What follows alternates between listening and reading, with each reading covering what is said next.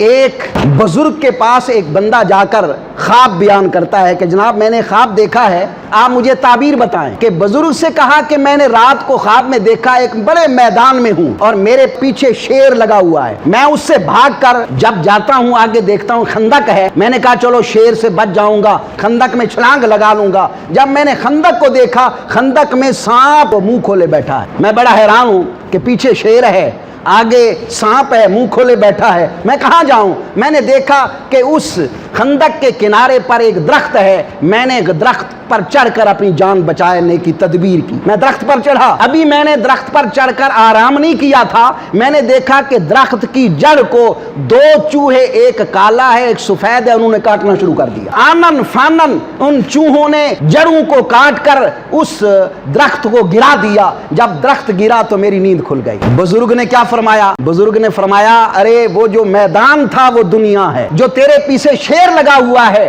وہ حضرت اسرائیل علیہ السلام ہے، اور جو خندق ہے وہ قبر ہے، اور خندق میں سانپ جو منہ کھولے بیٹھا ہے وہ عذاب قبر ہے، اور جو درخت پر تو چڑھا وہ تیری زندگی ہے، اور پھر جو کالا اور سفید چوہا جس نے اس کی جڑوں کو کاٹنا شروع کر دیا وہ دن اور رات ہیں، تو پھر وہ فوراً تیری زندگی ختم ہو گئی۔ تو یہ اشارہ ہے تجھے سمجھانے کے لیے کہ دنیا میں سنبھل جاؤ اور ایسا کام کرو کہ تم سانپ سے بھی بچ جاؤ اور تمام نقصانات سے بچ جاؤ، بلکہ زندگی میں اللہ اور اللہ کے رسول کی تابع فرمانی کر کے دنیا کو بھی بنا لو اور اپنی آخرت کو بھی بنا لو۔